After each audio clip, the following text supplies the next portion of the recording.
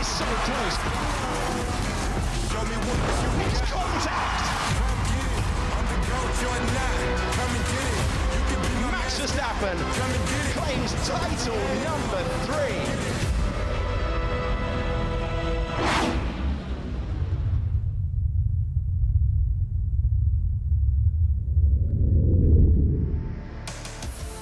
Well, Saturday night may be all right for fighting, but Max Verstappen with a knockout punch in the opening round. An incredible race for the world champion, so dominant in his RB20. He would have lapped the Max Verstappen of 2023 in the RB19. What a race here under the lights from Max Verstappen, your race winner from Sergio Perez, Carlos Sainz, driver of the day with the drive of the day. Welcome to your post-race show with me, Will Buxton. Delighted to be joined by Jolyon Palmer and Jack Doohan. Jack got the memo about the clothing choices. It suddenly got very, very cold, and perhaps putting some frost onto everybody's expectations they might be able to fight for the championship this season. Max Verstappen, utterly dominant today, an incredible drive. Yeah, I think he was in another league of his own. You're very kind of hidden in testing FP, really underplaying it, and then all of a sudden today, I think we all expected it, but not even by that big. I think the first 10 laps lapping a second quicker than anybody, and no matter what compound he was on, he was just able to make it work. Going on that used soft tyre for an extra almost 8 to 9 laps longer than anybody, and yeah, was in another league. We have our first guest of the show, Lance Stroll, in the points today. A great recovery drive. Did you enjoy it out there? Thanks. Yeah. I mean, well, I didn't enjoy the first lap. Well, no. I enjoyed the recovery for sure, and yeah, it was a good race for sure. Yeah, and a good recovery, so nice to pick up a point after the bad first lap. How damaged was the car? Because it was a big hit. I have to check. I don't know. I got a pretty good thump though, so I think probably a bit of the floor damage or something. But yeah, the car was feeling pretty good throughout the race. It looked a really good drive from you. I mean, from the start, it looked like it could be all over, and then you managed to quietly get through. The strategy looked pretty good to get you up there, and then pace was right there with Fernando a lot as well. Yeah, I mean, the guys put me in some free air, which was good. It wasn't an optimal strategy. Yeah, there was point. Wasn't an optimal strategy, which made it tough at the end of the race because we had to do a lot of laps on the hard tire at the end of the race. But it was still, yeah, I mean, the right thing to do to get some free air, and nice to pick up a point. Of course, we don't know anything after testing coming into the race. A lot of questions answered. I know a lot of data that you guys will pour over before Saudi Arabia. But that drive, after that first corner, that's got to fill you with some confidence going forward. Yeah, for sure. Still some work to do as a team, though. We finished 9th and 10th, so I think the other guys, I mean, I haven't looked at the race yet, but I think some of the teams that finished in front were a bit quicker, obviously, today. But yeah, some work to do, but fun day. Looks tight, though, between you guys, McLaren, Mercedes. Yeah, I think it's going to be tight all season. I mean, you know, it's getting tighter and tighter by the looks of it, so yeah. Great drive today. Thanks. Really fun, really fun. I'll grab that. Thank you, Lance Stroll. Lance Stroll coming home P10. His teammate Fernando Alonso P9. In fact, all drivers from P5 back to P10, Mercedes-powered drivers. Where do we start, guys? Do we talk about Red Bull? Do we talk about Carlos Sainz, the driver of the day? A wonderful battling drive from him and being able to keep pace with Sergio Perez for the majority of that Grand Prix. I mean, my driver of the day as well. Yeah. I love the race car. The lunge was just superb, wasn't it, on his teammate, which is always a risky one. And then the pace was really good from Carlos as well. We know Charles so good over one lap pace, and he was a little bit quicker than Carlos yesterday. But over the long run, the consistency and the racecraft to get to the front of that pack was exceptional. Jack, I've got to ask a question about the strategy that Ferrari employed today. They knew that Charles was struggling with left front overheating brakes. They actually changed a part before the race today on that left front brake, but still struggling with that overheating through the Grand Prix. Saw him dropping back. Carlos put that great move on him.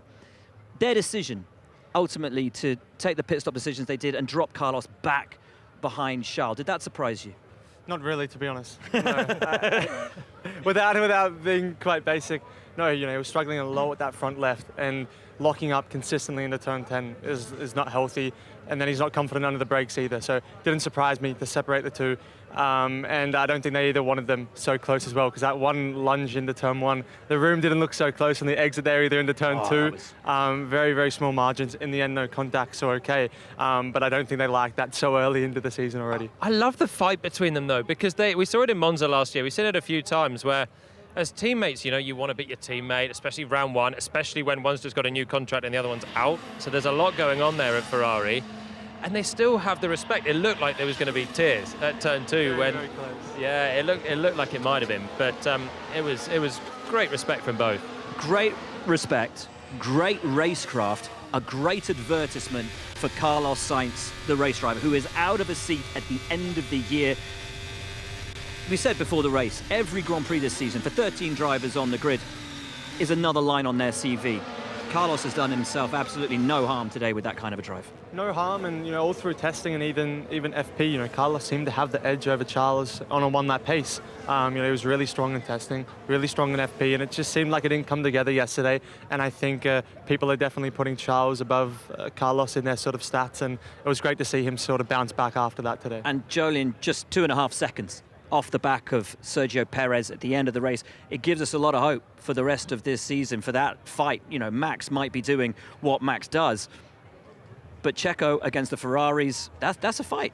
There's a fight for second that's going to go on, I think, this year. It's just Max that's gone, isn't he? But Carlos did great and was looking at the Red Bull the whole way. Come on in. Joe, I've got to say, if it wasn't for Carlos Sainz today, I think he would have got driver of the day.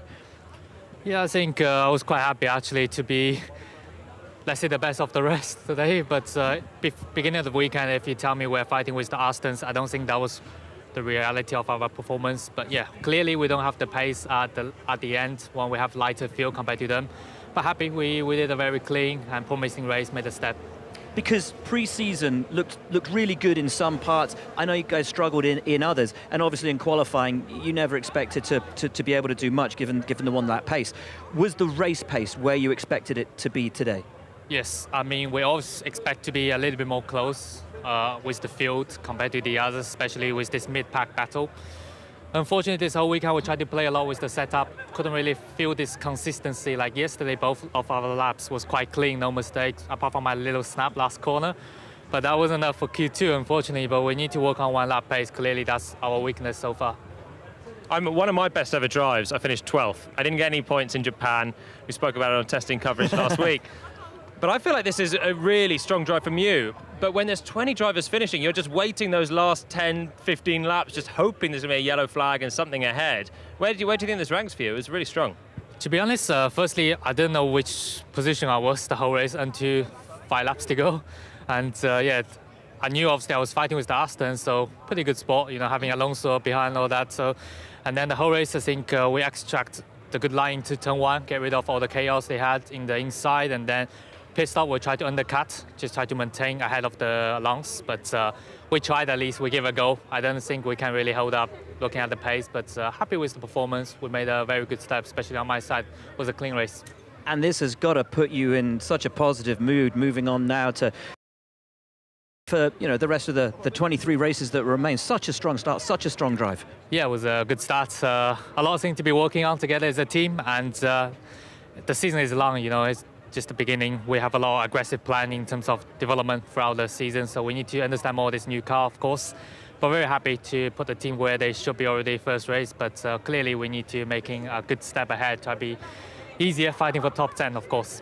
Brilliant job. Well done. Got to let you go, man. Congratulations. I was so impressed with him today. As he says, they're being aggressive with their development early in the season. They've made absolutely no secret of that, bringing a raft of upgrades to these early races. One thing they're going to have to work on, pit stops. Why is it always Valtteri?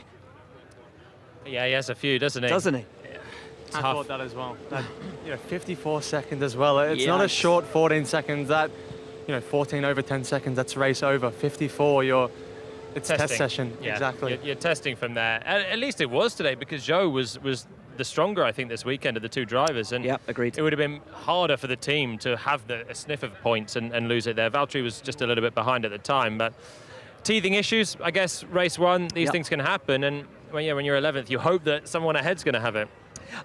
This guy had a good race, had a good weekend. Lando, P6 for you today. Yeah. And very, very close to George at the end. Was there ever a feeling that you had enough to maybe get him, or happy with 6th? I'm happy with 6th. He wasn't on an ideal strategy, and we were closer to it. He boxed very early to probably protect from the undercut. So he was probably struggling a bit more. He was struggling more than I was at the end, but just not enough. I think our pace was too evenly matched between Mercedes and ourselves. Clearly, Ferrari and Red Bull, different level from us today, but probably as we expected. So it was nice to battle with Mercedes, because I think if we can battle with them here, we can definitely have the upper hand on them elsewhere. Love that. Yeah, this is the thing. You came into this weekend really downplaying your chances, which I feel is a very McLaren thing at the moment. Yeah. Why not, you know?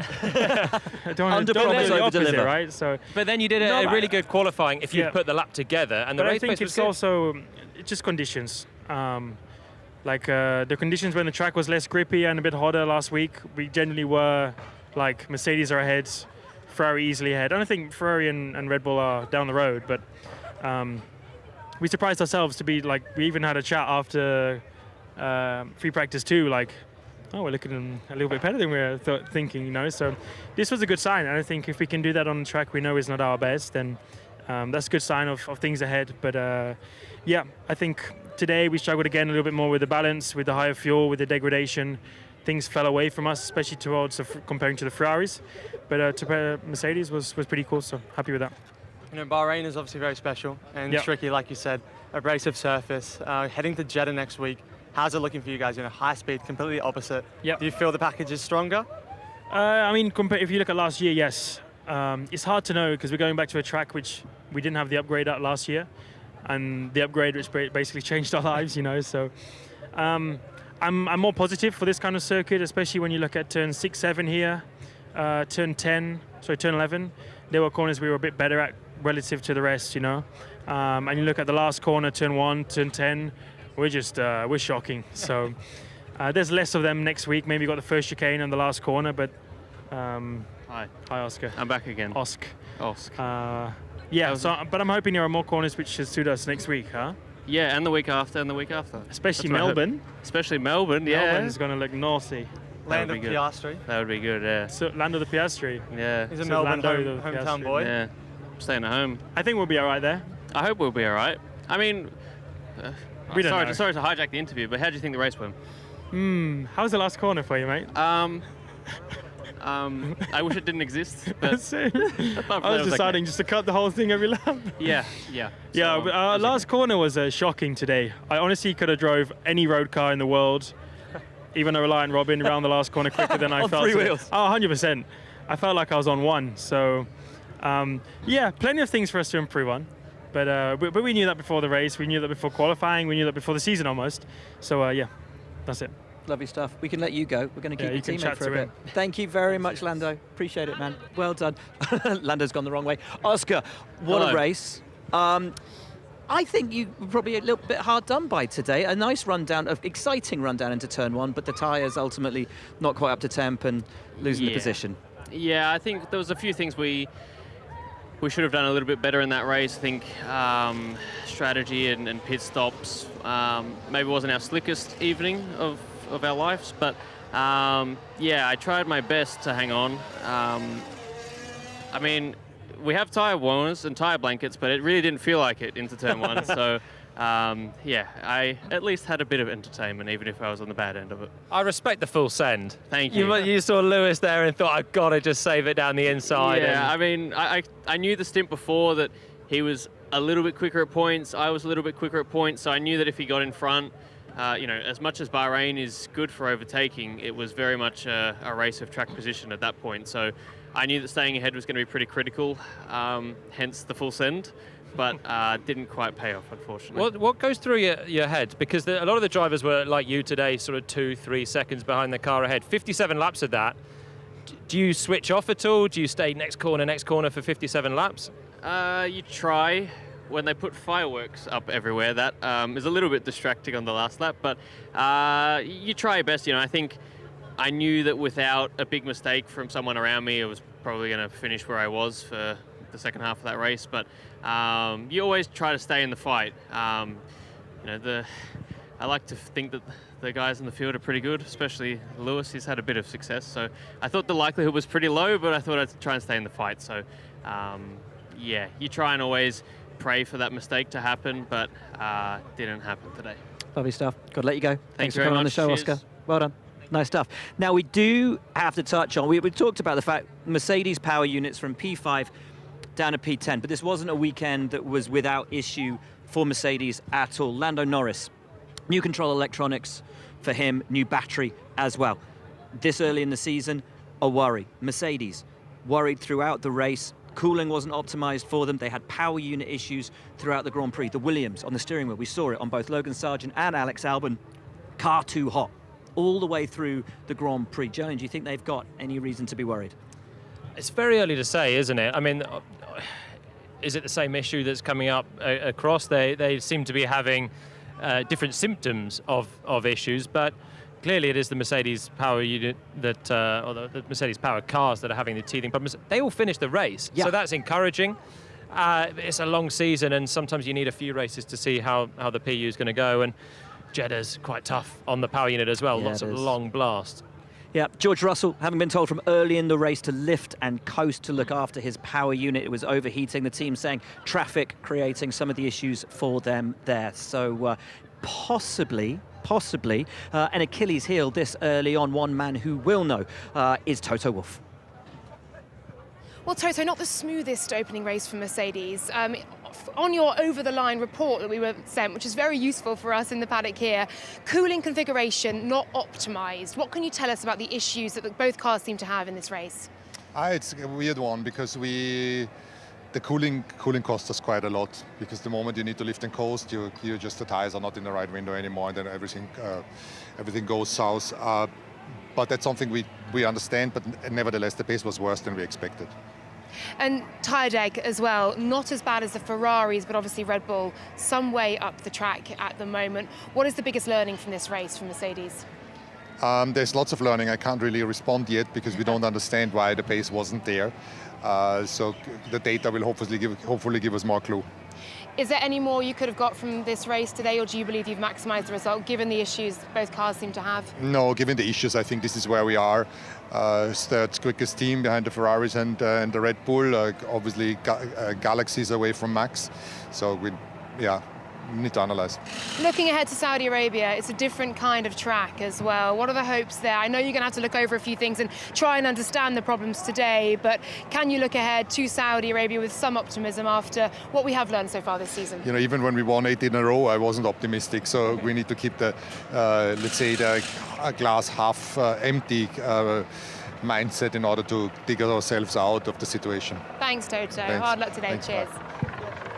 Great to hear there from Toto Wolff. Now we're finishing off the subject of the Mercedes-powered drivers. Logan Sargent in the Williams, of course, with that steering wheel issue. Saw him off the track, came into the pits, changed his steering wheel, but for him, pretty much the day over, just like with Valtteri Bottas, more of a testing session for him in the end.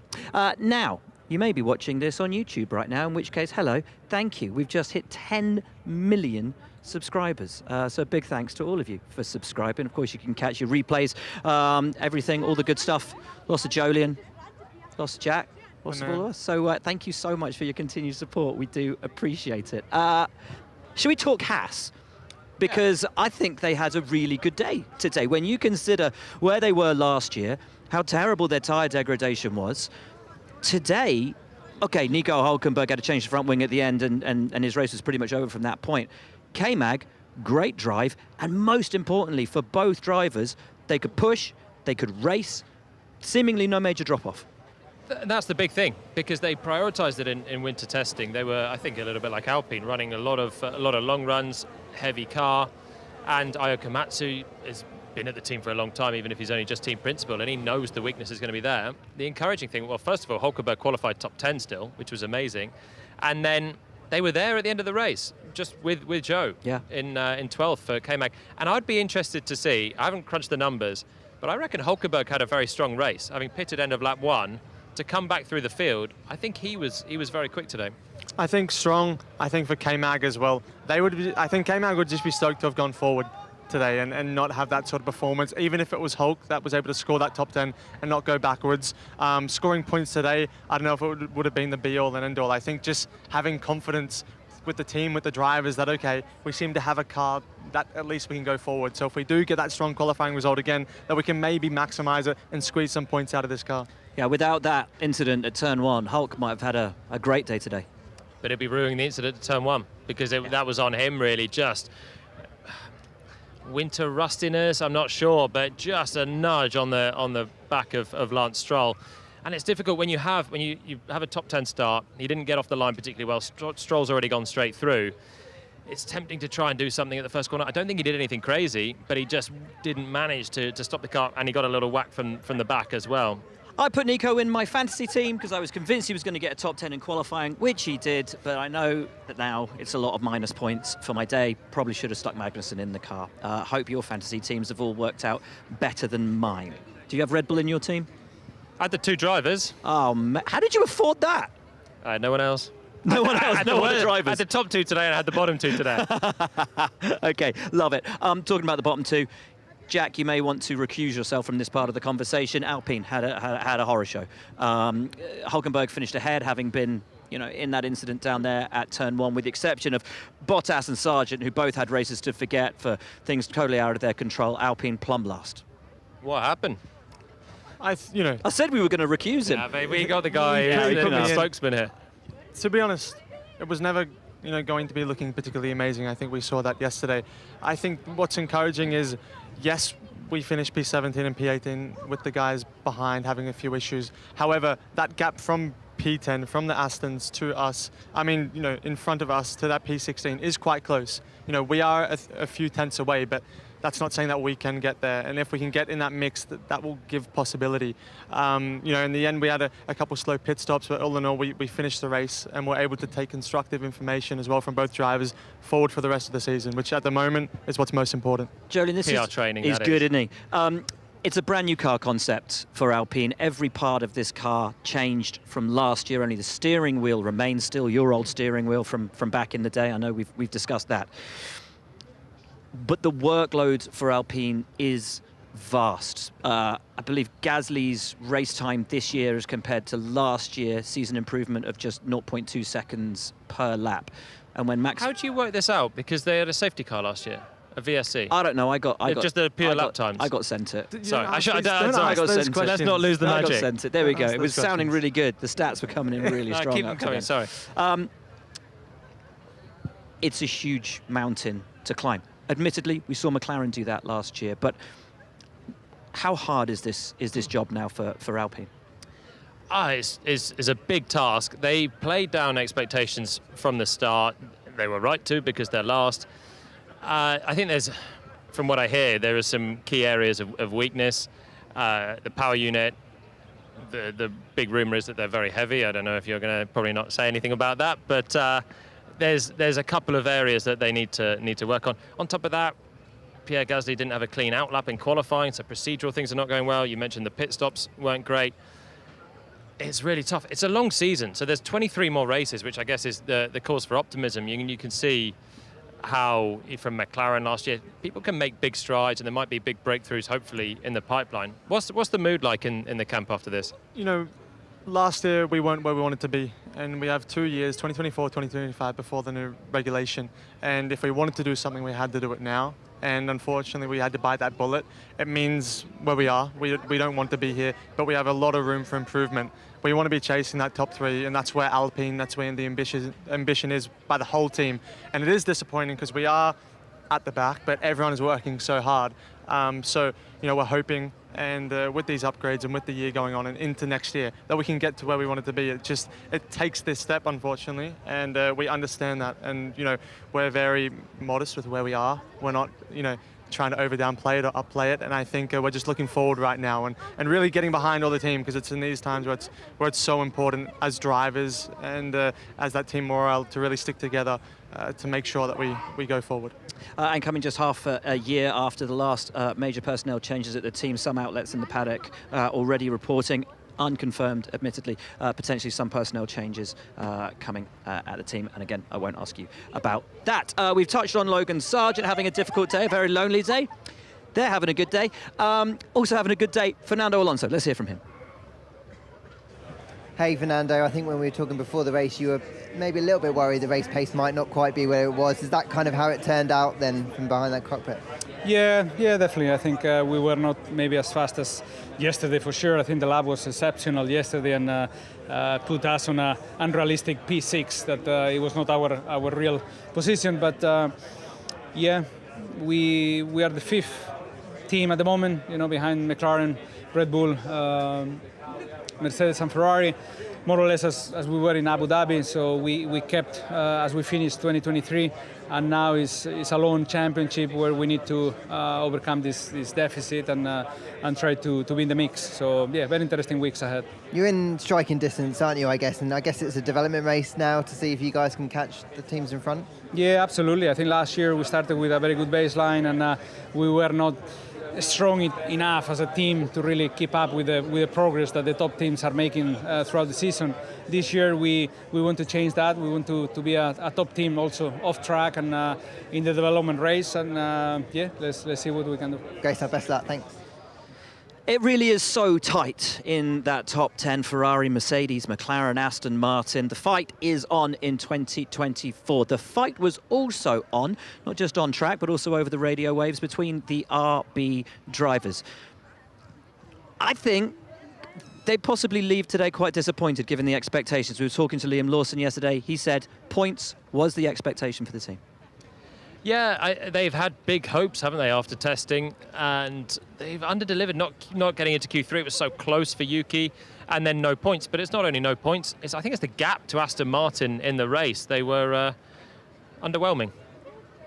Hello. What's up? We were just talking about the team. How was the race from your perspective? It was, I would say, it progressively got a little bit more competitive, but certainly struggled the first in a lot. Albeit the cars around me had a new soft, we had a used, so we thought there'd be a little bit in that, but I think there was more than we expected. Hard was a little bit better, still not great, and then the soft at the end was a bit more fun. Because I know you said after quali yesterday the car didn't feel quite as comfortable as you'd been used to over testing and over practice. What changed? What took it away from you? I don't know. I mean, I think now looking at the race, if we could do the race now again, I would, with what we can change, I would change a few things. So I'm kind of, I'd say, confident in some areas where we could improve it immediately. But the bigger stuff, yeah, I don't know. It's still, there's a few things I have an idea of, but it's not like, yeah, I mean, we're also just talking of, 10th, 2 tenths makes a big difference now. So yeah, it's, we still probably got a bit of homework to do, I'd say, on that front. How are you feeling about the competitiveness generally? Because I know you guys were looking good in testing last week. Talking up, everyone's been talking about RB quite a lot. Besides us. Yeah, you were in my top 10 for the end of the year. So I'll get there. Yeah, Thank you. But today there was a little bit of a gap to the Aston Martins and the points. Was that a little bit, are you feeling slightly flat about that after the pre-season, or there was more to come? I think we definitely could have had a better race, but could we have? I don't think we're there yet, at least around here, this track. We're not a top 5 team yet. Let's see next week, completely different track and asphalt and wear and all that. But we did kind of come into the season knowing that we had some development over the winter, but probably not, honestly, not enough. So yeah, we feel as the season goes on, we'll probably get more and more, and hopefully the others don't get as much, and we'll be good. So yeah, we're not panicking, just it is what it is for now. Now we know Yuki, lovely chap outside of the car, quite angry inside of the car from time to time. We got a replay. We'll look on the big screens behind us over there because we can play it and you can see it. After the checkered flag, yeah. What was going on here? Yeah, I don't know. Yeah, that was. Yeah, I came on the radio and I was trying to stay cool. Bit of immaturity. Was after the checkered flag there. I know. I'm being very sensible right now, but let's call it immaturity. Like I think he's obviously frustrated with the team orders call, but like, let's be real, this is something we talk about before the race. You know, it was very likely I was going to use a soft at the end of the race. So he knew that there was a chance that I would have a pace advantage at the end, and if he gets the call, then it's going to happen. So we're also not, like, he's not giving me points. We're fighting for 13th, so at least give us the best chance to get at least one car in the points. Had that move happened a lap earlier when it was originally called for, do you think you could have got Kev? I think we had a better chance, for sure, because it's also with the soft, every lap is kind of, lap by lap, it slowly gets away from you, so you need to use it when you can, and the more traffic you're in, the more it starts to drop away. So every lap counts. Look, ultimately, I don't think we were good enough for points today. We maybe could have got Kevin and then maybe got closer to Joe, but it didn't change much, so it is what it is. I think it's a long year. We need to make sure that we're all good, so we'll go back, have a meeting, be very mature about it, and look forward to Jeddah. Nice. Got to let you go. Before I do, very quickly, were you surprised by Haas and Sauber in the race pace today? Yeah, they were looking good. So it's, on one hand, you obviously want to see your competitors in the mirrors, but it is good that there is a pretty competitive field, you know, at least in the midfield. It's very competitive. So even qualifying yesterday, you know, I've made a mistake in turn one and I pay the price, and it's kind of nice, you know. It's not nice when you make the mistake, but it's nice when you know you need to put a really good lap together to be where you deserve to be. Beautiful. Thanks. Let you go, mate. Thanks very much. Thank you. Thanks for being back on the show. Appreciate it, buddy. Interesting. Immaturity. It'll be a fun debrief, won't it? That will be fun. I've never seen. Have you seen that? Someone lunging in, all locked up on the. I thought they were racing when we saw that. I know. Yeah, I think he was getting his aggression out on the brake pedal and it locked the tyres. Normally you're picking up rubber on the in lap, not depositing it all on the apex of turn 8. Shades of Dan Tickton. Now, one driver we haven't talked about is a certain 7-time world champion who admittedly didn't get as much out of qualifying yesterday as he would have hoped, but Mercedes and Lewis had said, we're putting all of our eggs in the race basket. We think we've got a really good race car underneath us. And while that materialised for George Russell, who found himself as high as second today, Lewis seemed to struggle. Did that surprise you guys at Alpine? Johnny, did it surprise you? I think they were upplaying it. It seemed quite a lot about, you know, George finishing P3 and then the race car is going to be even stronger. You know, thinking, okay, when George moved into P2, like, all right, there might be something serious. The gap was still only at 2.5 seconds to Max. I don't think they expected they were going to challenge that, but it looked like, okay, it seems pretty strong here. But over time, George just seemed to struggle that little bit more. Lewis never really seemed to ever get going. You know, he was sandwiched between the two McLarens at one point, slightly ahead, slightly behind. So, I feel like they'll be going back to the drawing board a bit and really seeing what happened and what really got away from their expectations. And Jolien, that stunning pace from Russell at the start on the soft and then on the hard and just dropped. Yeah, soft tire seemed good. I mean, he made the move on Charles and was controlling that gaggle, but the hard tire, they didn't get it working properly. And I think you have to say well done to Ferrari for definitely making a step forward on their race pace. It was a big target for them, and they seem to have jumped clear. And Mercedes, they're kind of where they were. They're right with McLaren. They're ahead of Aston Martin still. Everyone's getting better, so are Red Bull. And I think Mercedes will just be, like you said, they were saying that they were going to be more competitive. They were looking at their numbers thinking they were going to be more competitive. But when everyone's moving the game on, maybe they'll just be feeling like, again, a little bit underwhelming. We did hear from Toto Wolff earlier, and of course both cars nursing power unit issues from early on in the Grand Prix. You mentioned the two Ferrari drivers. Why don't we hear from them? Charles Leclerc and Carlos Sainz. Charles, obviously difficult day out there.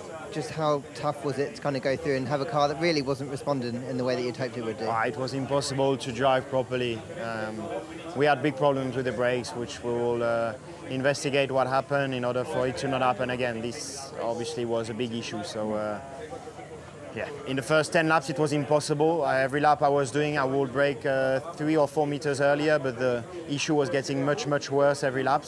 So every time I was basing my feeling on the previous lap, but in the meantime the issue was a lot more. So I will get there and I will lock up like crazy again. So it felt really bad, and then it stabilized, but in a place that was completely out of the proper window. I think on the radio the team told me that it was more than 100 degrees more splits between front right and front left, and that stayed for the whole race. So we were in a very bad place, and it's like this. What can you take from this weekend as a whole, though, taking the result aside? It feels like you guys have made a step forward at least. We have made a step forward, but I don't know. I struggle to see the positives at the end of a weekend when it's time to put everything together, then we have an issue. So I'm very disappointed with today. Hey, Carlos, pretty decent start to the season, I'd say. Some great racing out there. You really fought for that podium. How pleased are you with it? Yeah, very happy. When we were at the car launch, I remember telling you, this year I wish I had a car to overtake and not to defend. And last year I spent my whole year defending. We arrived to the first race and I am attacking and making overtakes, which makes me happy. It's been a while since I've been on the move, Sorry. And happy with the overtakes, with the race pace, keeping up with Checo there at the end. It wasn't easy, but we managed. Still a long way to go to beat Max, but it's true we're also at the toughest circuit on rear tires, which we know that for our car is never the best. Yeah, that gap to Checo, I know the gap to Max was bigger, but to Checo is smaller. It does feel like you guys have made a step, and from that rear tyre aspect, have you made a step on that? Yeah, also because I feel we were just in that distance, 2-3 seconds, that you cannot properly show your pace because you're in dirty air. So I think we were very close on pace to Checo today, which means big steps forward. It also shows a long way to go to beat Max. But at least, we overtook people. We didn't overheat the tire. We didn't degrade. It was fun out there. I truly enjoyed it. Great to see you in the next one. Thanks. A marked step forward then from Ferrari, as Carlos Sainz said, on a track like this where dead can be high, holding on to those rears, a real positive for them. Laura has found someone who may be equally as happy with the step made by Ferrari in the off-season. Fred Vasseur joins me now, and I think it's a sort of tale of mixed emotions for Ferrari. We'll start with the positives. A podium in the opening race of the season. Carlos Sainz with some stunning overtakes out there. How do you sum up and reflect on his race, first of all? Yeah, it's true that it's a bit of a mixed feeling, that if you compare that already yesterday, we probably missed the pole position. Today we had issues with Charles on track, and Carlos was not in the best position at the beginning. He had a very strong comeback. He was very solid all the race, and at the end we closed part of the gap with Red Bull. But it's not enough. That we have to push and to continue to develop. But at least we are scoring good points today. And even on the Charles side, I think he was able to save P4 with all the issues that we had at the beginning of the race. It was a bit unexpected. What more can you tell us about those issues that Charles was having, locking up the front left temperature? It was on the radio that they have nothing to hide, but we had a big difference on the front brake temp, and it was unmanageable into the car. That it means that he had to suffer like this the first 20 laps, and at what stage that it came back and he was able to have a decent pace the last part of the race. And let's look ahead to Saudi Arabia. The gap to Red Bull today was big. It's a different kind of track altogether in Saudi. How do you feel Ferrari will fare? Where's your fight there? But let me finish this one. I know you don't like it, Fred, yeah, but I've got to always ask, trying to speak about the future. No, for sure Jeddah will be a complete different story. It's much faster track, and mainly the tarmac is completely different. It will be another story, but we showed a good improvement compared to 1 year ago, and let's hope that we'll be in the same shape next week. One final question. What's the biggest takeaway, the biggest learning, the biggest focus in the next week? Next week we have to keep the same approach as this weekend. That I think the pace was decent yesterday. We have to put everything together to be able to do the pole position first, that we can fight for this. And then we will see for the race. For sure, it will be a different story again. Thank you very much, Fred. Appreciate it. Merci. That is Fred trying not to look into his crystal ball, which Laura so kindly presented him with at the last race of the season. I wonder if you knew then that they were going to sign Lewis Hamilton. Chaps, Red Bull, it was a crushing drive again from Max Verstappen today. Absolutely phenomenal. The pace, though, from the Ferraris suggested there's more to this than meets the eye, and we may have a fight on our hands. I hope so. To catch you there, I hope so. Max is in another league, like we touched on earlier, 22.5 seconds over Checo. So it's clearly working really well for him. I really hope that the Ferrari can get a hold on things a little bit better. Not that they don't, of course, but to another extent, because we know that both Carlos and Charles are, really, really special drivers behind the wheel, and they have really high capabilities. So if they can have that a little bit more, maybe get some special upgrades a bit sooner on in the season, we could potentially see things when Red Bull aren't on their A game, maybe some streaks of brightness. Checo's not an idiot, right? He's a Grand Prix race winner. He's a phenomenal driver. Has been from junior formulas all the way through his Formula One career. Highly regarded, one of the best in the business. How good is Max that he's able to put that kind of a performance on a driver of the caliber of Checo in the same car in race one? He's exceptional. He's exceptional, and everyone has so much respect for Max now, and all his rivals do. That's the crucial thing. So Max he's unbelievably talented. He works hard. He understands what's going on. He understands what he needs from the car, and he's got, I mean, also ruthless communication with GP. When things are not perfect, then they are very upfront about it, and even though they're winning by 22 seconds, they want to win by 23 seconds. Yeah. He's got that level of mentality. But when I say the rivals respect him, they're all fearing Max's pace. Every time they'll turn up to Jeddah and no one thinks that they can beat Max. The same with this weekend. You asked Charles or George, very close in qualifying. Charles could have even had Max in qualifying, but he doesn't sit on the grid thinking he's going to win the race. They think they're fighting for second. How do they break themselves out of that almost defeatist attitude then? Well, they've got to get closer because they're also right at the moment. You know, the Max has got a gap. In quali, is a fair game, and quali was brilliant this weekend. But they've got to, I mean, it's going to be an upgrade race this year. Both Ferrari, and so many of the teams have changed concepts, new ideas coming, and Red Bull not least. So as last year, it's going to be a development race in the early part. And certainly with Carlos today, and Charles was having some issues with the brakes, but they can get there with Checo. If they can split the Red Bulls, you open the door for possibilities of strategy coming into play. There will be races that it's not so easy to overtake. So then you can maybe take the lead if you've got a good qualifying car like Singapore and get your elbows out. But yeah, they need to just find a little bit more. And Max is, you never know how hard he's pushing. One lap is 2 seconds quicker than the rest on a fastest lap. And then the other ones, it's very consistently good, but he's not under any pressure. Jack, what was the feeling like down at Alpine when that new Red Bull was launched? Looked a lot like last year's Mercedes, which admittedly hadn't worked too well, and then goes out and puts in that kind of a performance. Yeah, I think it's very fresh, that kind of performance, because we didn't really we saw glimpses of it through testing and through the weekend, but we didn't really ever see that sort of dominance. You know, sort of comparing it to how we were ever thinking, I don't think we were never really even looking up there. I think you can only have respect for it because they've potentially made something work that didn't work, yeah. And to even higher extent, you know, they had some great innovation with the top of that car as well, doing some very special things, which I think a lot of us will be looking at into some upgrades very soon. So yeah, they've came back, you know, applying something that they saw from competitors and taking it to another level. And, you know, showing just the brains of Adrian Newey and how really switched on that guy is to make things work. Oh, yeah. Oh, yeah. Right, let's hear from your top two drivers today, Sergio Perez, and your race winner for the 55th time, Max Verstappen.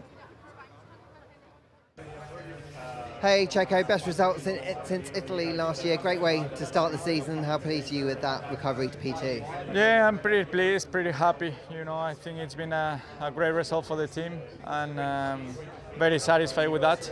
There's plenty of work that we got to do to improve, and hopefully we are able to chip away for Jeddah. I'm aware that there were some things that were not totally perfect from our side. You know, I was struggling quite a bit with the balance, with the downshifts and the engine braking. I think there is some tidy up to do before Jeddah, so I think it's great. You know, we have a full race distance to analyze. It feels like through testing, through this whole weekend as well, you particularly have managed to just build, get used to this new office that you've got. Does it feel like you've got a bit more of a closer connection to it with this year's car so far?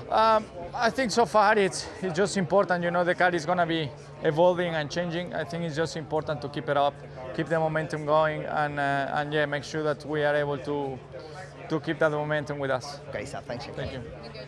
Hey Max, congratulations! What a way to start the year. How pleased are you with how that race unfolded? Yeah, I think it was a little bit better than expected, and basically the only thing that really changed was, I think, the wind direction and the strength of it, and it just seemed to suit our car a bit better. And yeah, we could look really well after our tires, which of course is a big benefit around here. And yeah, basically I could do my own race, which is very enjoyable. You know, these kind of days, they don't happen that often where everything just seems to be perfect. The car just feels spot on. You know, you don't really have any big complaints. So that was very enjoyable. And does it feel like there's plenty more to come with this car, that you're kind of only just getting started and unlocking its potential? There's a lot more to learn, for sure. I mean, this is natural. Everyone, also today in the race with the tires, like how they are behaving, and yeah, for sure we'll look into detail, you know, what we can try and improve. But I also know last year this was a very strong track for us. There will be tracks where probably we will be a bit weaker. And in general, I think over one lap, for sure, it's a lot closer. So there will be tracks that maybe you have to start a bit more further back, and that compromises your race naturally anyway. Great stuff. Good luck for the next one. Thanks. Max playing down expectations. There will be some tracks that don't suit us quite as well as this. Welcome to the show, Laura Winter. Thank you very much. How are you, mate? Good, thank you. Buzzing about the paddock. Yep. Tried to speak to Bruno Famin and did not get him, unfortunately, but I've been speaking to Toto, Fred. Yeah, that was great. Yep, we got them I think on. you saw Fred. Thank you so much. Who else? Zach Brown as well? Yes. I don't know if we've got time to show Zach Brown. Maybe we'll just upload it to YouTube as a it's additional there. extra. I can summarise if you'd like. Yeah, please Relatively do. happy. Obviously, much better than this time last year when they were P18, I believe, in a DNF, and Lando pitted 5 times. Thereabouts. He's got no concerns over the power unit issues that were plaguing Mercedes and Williams. No concerns for them at the moment, despite Lando changing the control electronics and the battery just before the weekend. He is as worried as he would be, as he worries about everything, basically, he said. And I interrupted his dinner for the interview, and he very kindly, graciously gave me one, so thank you very much. And we're not playing it on the show. We apologise to Zach Brown for that, but there is a very good reason, because we are obviously at the start of the Formula One season, but a lot of the chat this weekend has, as it would naturally be, been sort of pushed towards next year with the signing of Lewis Hamilton at Ferrari. The driver market has gone into overdrive. A lot of names being mentioned in relation to the potentially free seats. Laura knows where I'm going with this, because Laura Winter has entered the chat. Rock with me, all my girls with me. Rock with me, all my girls with me. Rock with me, all my girls with me. Radio check. There we go.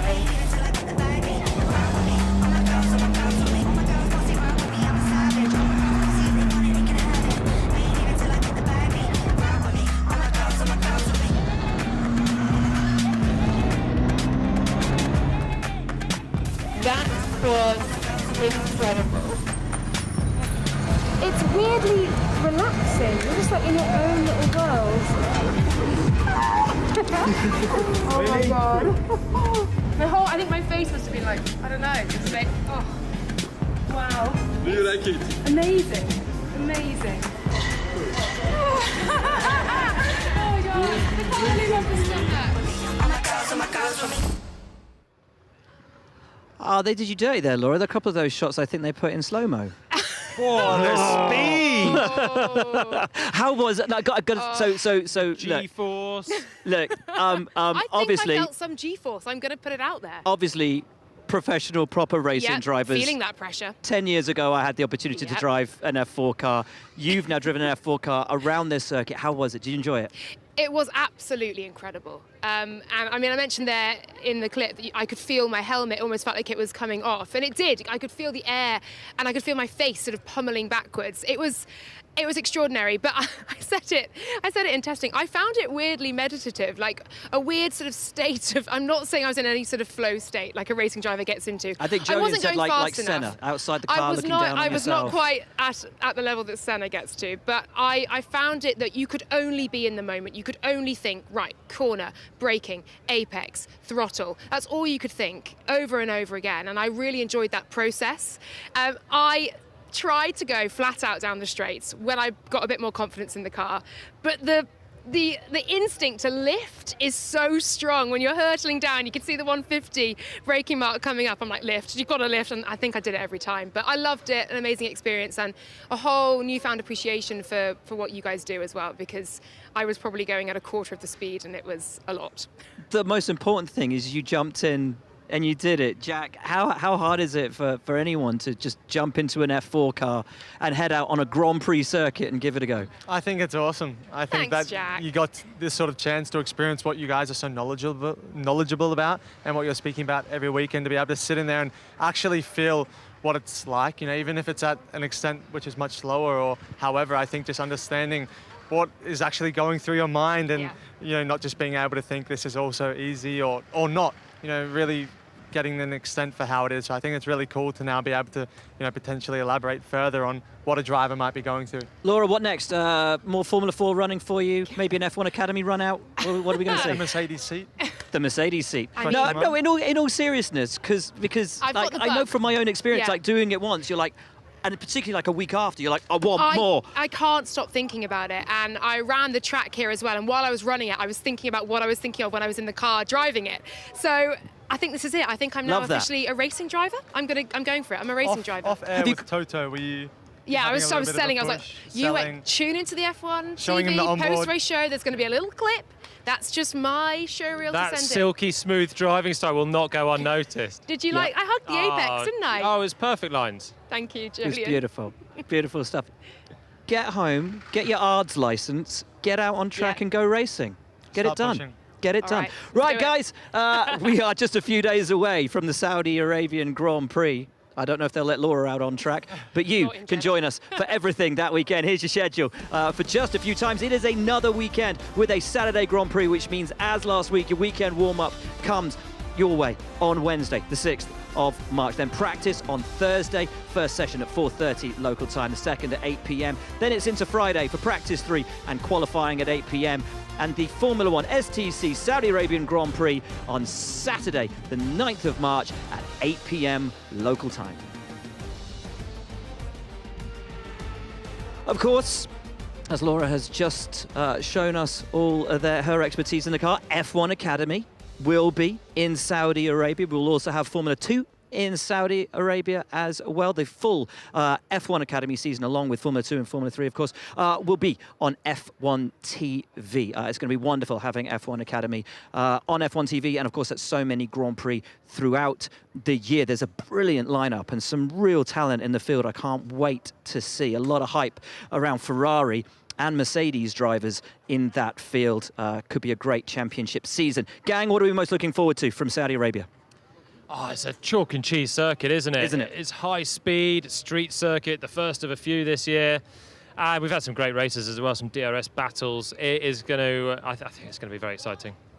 I'm going to be very jealous not driving there this year. It's honestly one of my favorite circuits. Somewhere that is, really on the limit, but also it's something that is always coming back at you, meaning that the rhythm is so important. So you're so on the limit, but it's almost like it needs to be 99.9% just to make sure that you're, not missing 10 centimeters from the inside of those walls. So it's going to be difficult sitting on the sidelines watching it, but I'm going to be trying to watch the onboards, get in a little car position on the seat, and really try and go through the motions. Lovely stuff. Laura, Me too, Jack. sure. That's As a racing driver, now. that is how I'm now thinking. Look, I'm looking forward to qualifying because I think we had an amazingly close qualifying here. As you guys have just said, the track lends itself to such high octane, adrenaline fueled racing. Laps on the limit. Qualifying is that in itself, and so in Jeddah it's going to be turbocharged. So yeah, qualifying I think will be epic, and hopefully we'll have a race that offers something a bit more than what we saw today from other teams getting amongst it. And a high chance of safety car. So the race could be Indeed. very different Exactly. altogether. Very, very different. Lovely stuff, guys. Thank you so much. Thank you to all of you for tuning in and watching. Max Verstappen is your winner of the Bahrain Grand Prix, round 1 of 24 here in 2024, but there is a long season to go. And what we've seen is the potential for a shaken-up order and a competitive season.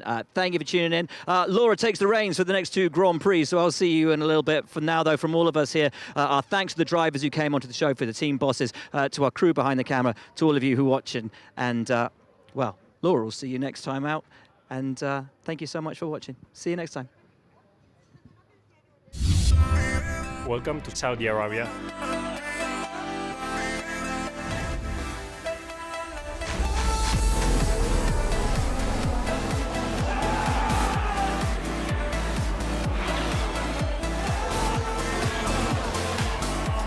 The speed is insane.